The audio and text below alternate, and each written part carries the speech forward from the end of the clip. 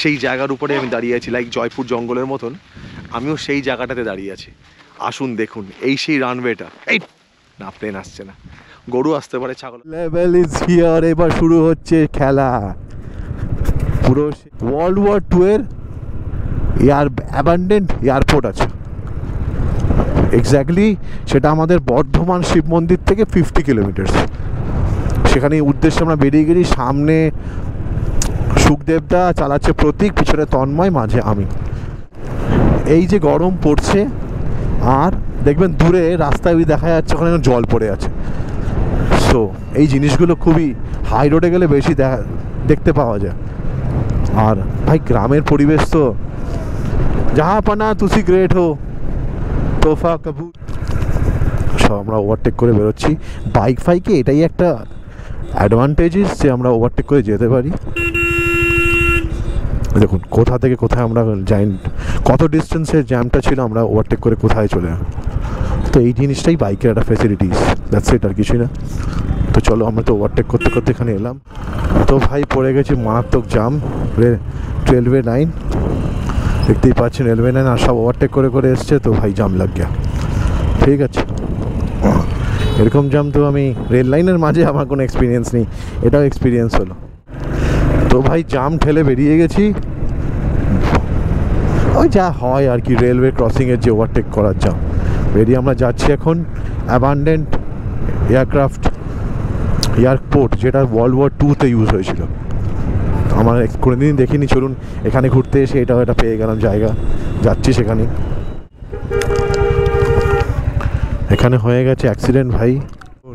আমি আপনাকে দেখাই, দেখুন ভাই, গ্রিনারি দেখুন, গ্রিনারি, ওয়াও, ফ্যান্টাস্টিক, কেমন লাগছে ভাই, অপূর্ব অপূর্ব।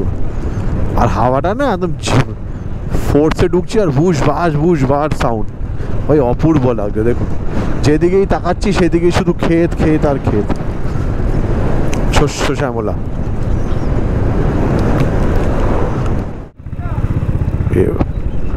এয়ারপোর্ট যেটা ওয়ার্ল্ড ওয়ার 2-তে ইউজ হয়েছিল, আমরা এখন সেদিকে যাচ্ছি। তো ভাই এখান থেকে শুরু হচ্ছে সেই ওয়াও, ফ্যান্টাস্টিক। ওরগ্রাম বন দপ্তরের ভিতরে ঢুকছি, ওরগ্রাম। ভাই sub, the level is here, এবার শুরু হচ্ছে খেলা। পুরো সেই থমথমে ভাব, ফ্যান্টাস্টিক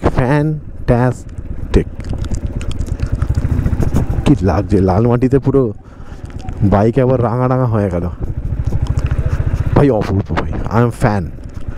এত সুন্দর দেখুন, রাস্তাটা আস্তে আস্তে সরু হয়ে গেল, ন্যারো রাস্তা হয়ে গেল, আর দেখুন দুদিকে কত জঙ্গলটা ঘন।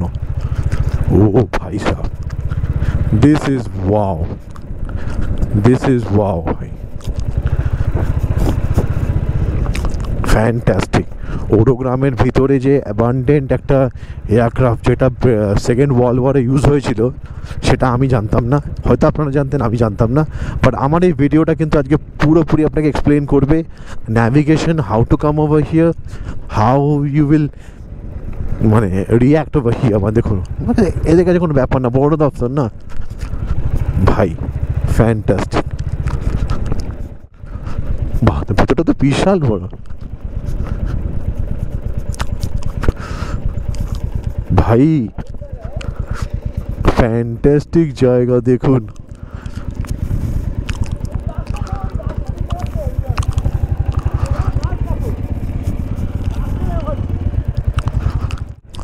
তো এই জায়গাটা থেকে এসে লেফট নেব আমরা।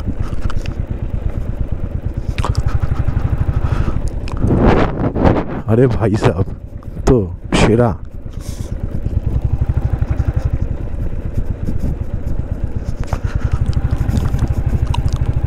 আচ্ছা, এইটাই মনে হয়, এই যে দেখতে পাচ্ছেন এইটাই হচ্ছে এয়ারওয়ে। এখান থেকে আমাদের এটা উঠতো, প্লেনগুলো উঠতো।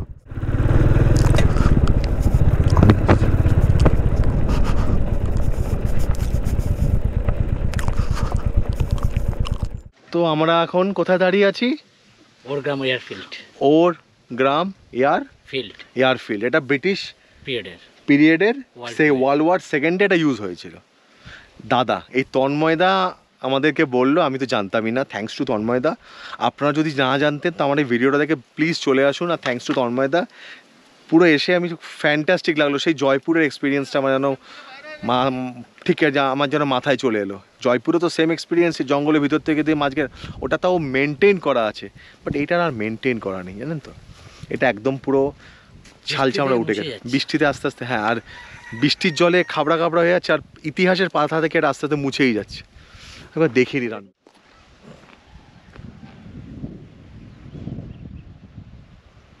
ইতিহাসের পাতা থেকে এইসব জিনিসগুলো আস্তে আস্তে মুছেই যাচ্ছে।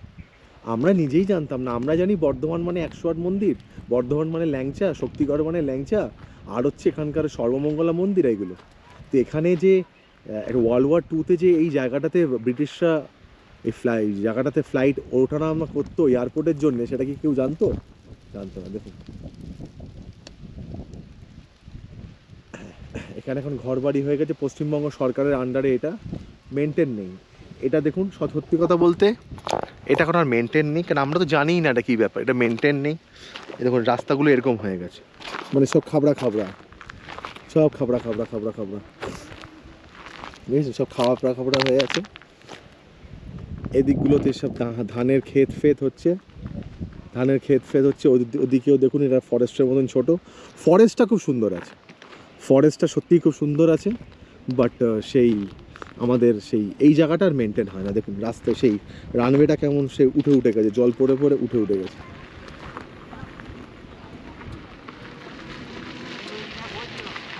এখন এখানে প্লেন না, এখন এখানে টোটো চলছে, ওই দেখুন।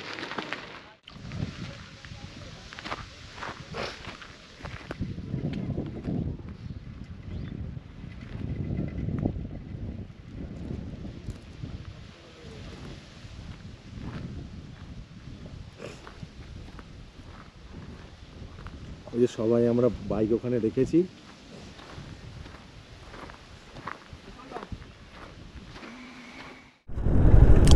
সো আমরা এখন বেরিয়ে যাচ্ছি এই অ্যাবান্ডেন্ট এয়ারক্রাফট। বাদিকে দেখুন পুরো জঙ্গলের সারাউন্ডিংটা, পুরো জঙ্গল, অসাধারণ একটা, মানে কি বলবো, ওয়ান ডে ট্রিপ। আর দেখুন ভাই মাঝে লাল মাটি, আমার লাল মাটি প্রচণ্ড ভালো লাগে, ঠিক আছে। আর সময় যখন আছে তো ভাবছি শান্তিনিকেতন বোলপুরটা মেরেই দিই, কেন ফেলে রাখবো, তাই না? যা হবে দেখা যাবে। বেরিয়েই গেলাম। এখান থেকে 37 কিলোমিটার হচ্ছে শান্তিনিকেতন, আর তার থেকে 30 কিলোমিটার হচ্ছে বোলপুর। চল ভাই, আবার দুবার করে আসবো কেন, মেরেই নি।